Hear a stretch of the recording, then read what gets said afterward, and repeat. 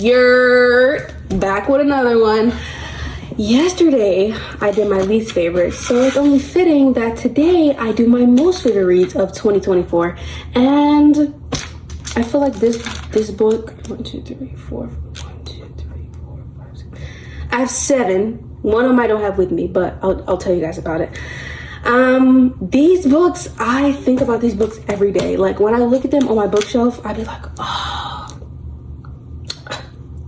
Or they made me feel something, or they pulled at the heartstrings, or it just made me feel like looked at like dirty. So I'm just gonna get right into it. Yeah, as you can see, these are the shots. These are the shots. My cat's in the back having a freak out, so I'm sorry if it's loud. First book, because that's the book that I don't have. It's called The Alchemist by Paulo Coelho. I rated that one a 5 out of 5, and that probably was my first 5-star read of the year. Not gonna lie. That book, beautiful message, beautifully written.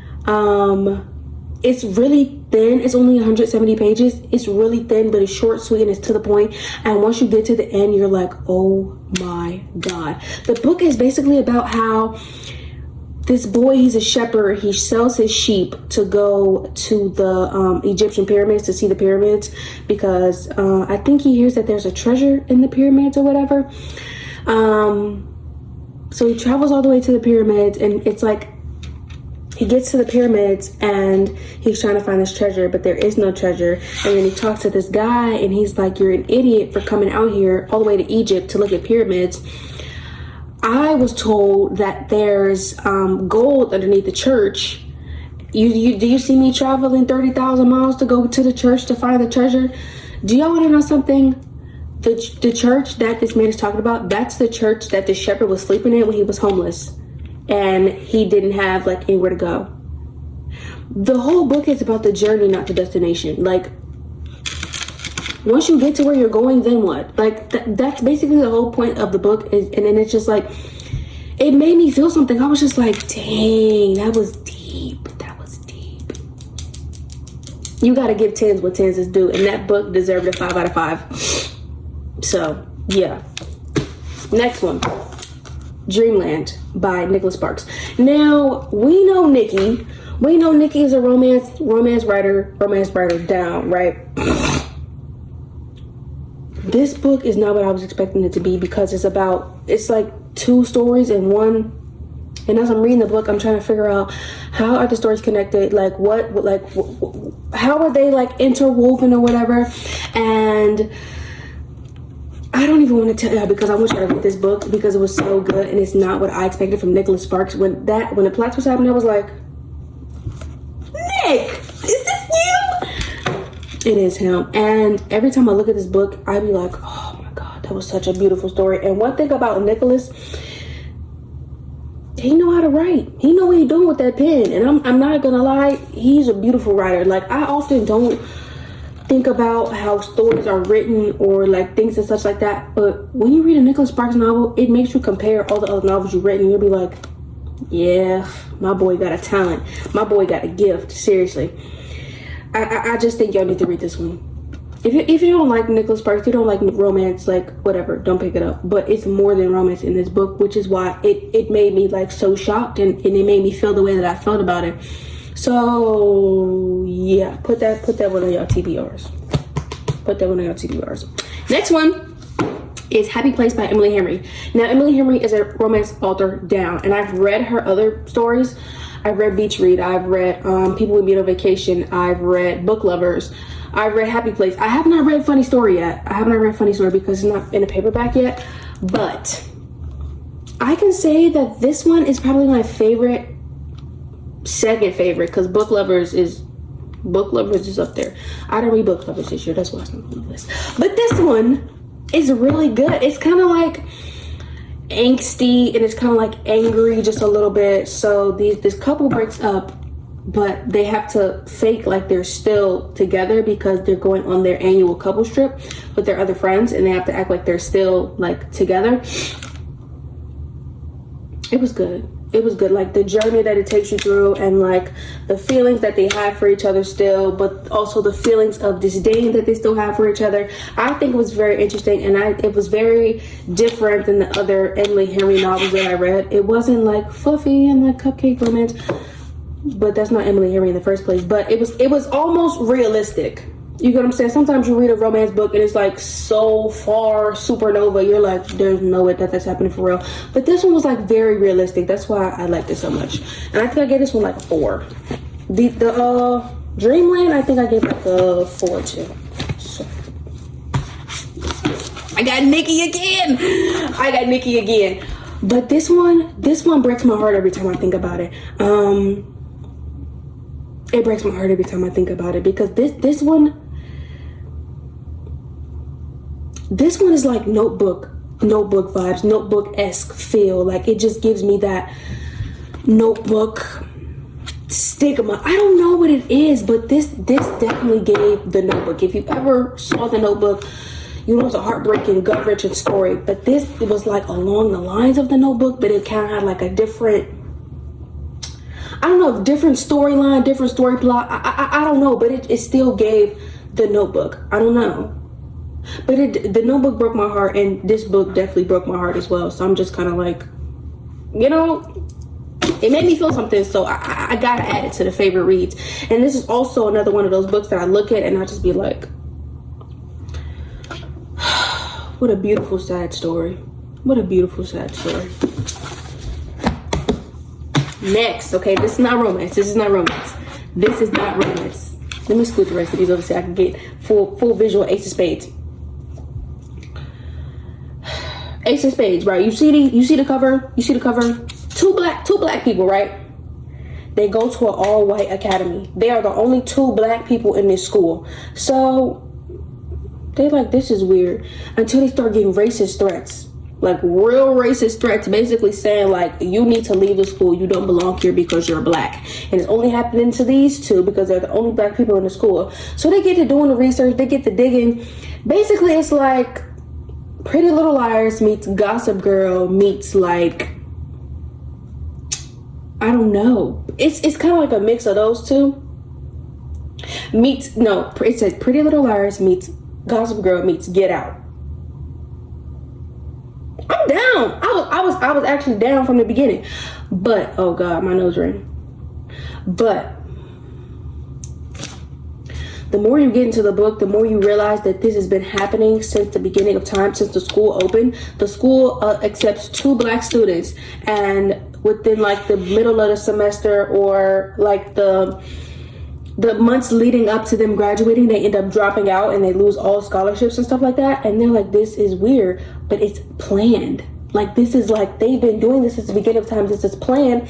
They want all black people who go to the school to lose their future and opportunities because they're black. I mean, I don't know how else to describe it, but this was a really good read, and I was hooked from beginning to end, and I was just like, oh, no.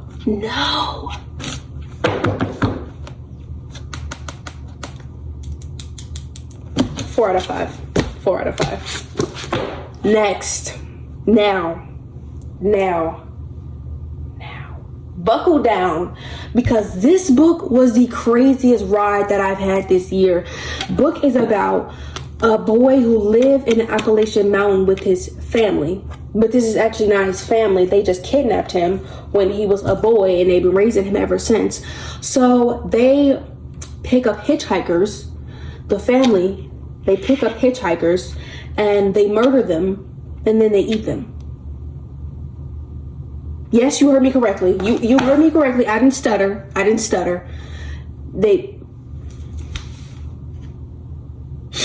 And so the story goes, Michael is trying to get away from this family because he's 19 now. He wants to know something other than this life. And I think his big brother catches wind of it, and he's like, okay, like, we're gonna go to the record store, meet some girls. And they end up meeting girls, and then they end up going on a date with the girls. And the big brother ends up inviting the girls out to their house so they can kill them.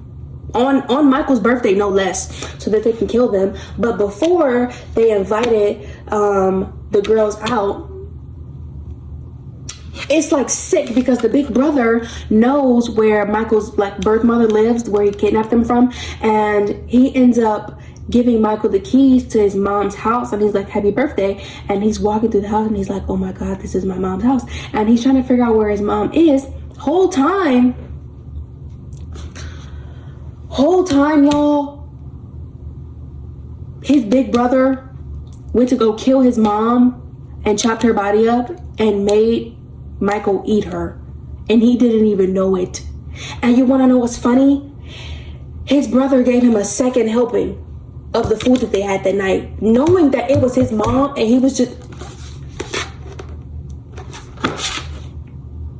crazy. I did not know what I was in for with this one, but it was crazy, and I actually enjoyed it because it was so crazy. But if you don't have a strong stomach, don't read it. I'm just gonna say that right there. I gave it one a 4. Last book. Everybody should be famous with this one. Y'all hear that? Y'all hear how thick she is? This book is a whopping 814 pages, and I read every single one of it twice. Yes, I said twice.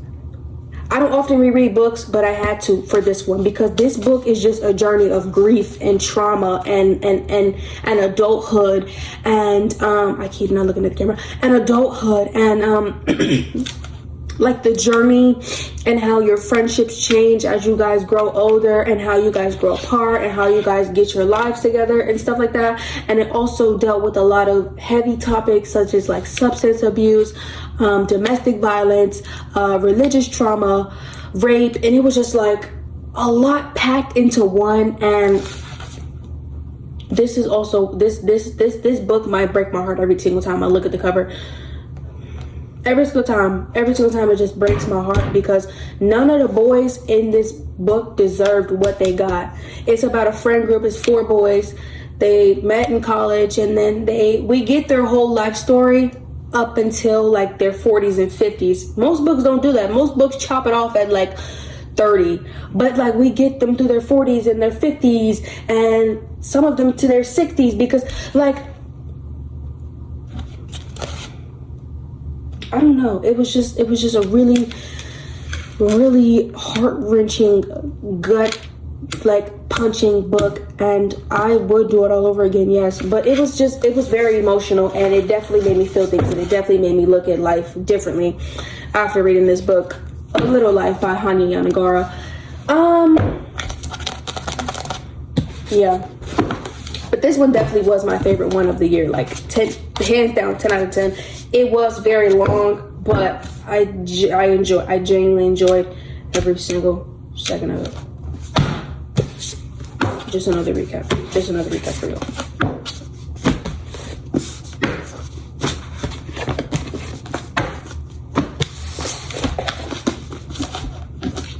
So yeah, those are my favorite reads from this year. I'm actually still reading as we speak, but as of now, I genuinely think those are my favorite ones from this year. You can definitely, let me give y'all another shot of these books. You can definitely like buy any of these, look at any of these, like, but these are my favorite ones from this year. I thought it'd be more, but I'm a hard grader when it comes to books, so I'm just kind of like, okay, this is what I have. And also The Alchemist. Don't forget about The Alchemist by Paulo Coelho. But yeah, this is what I have. This is my little spiel. I didn't say welcome to Bookmas Day 6. Welcome to Bookmas Day 6. Welcome to Bookmas Day 6. Thank you for being here for Bookmas Day 6. And I'll see you tomorrow. Bye.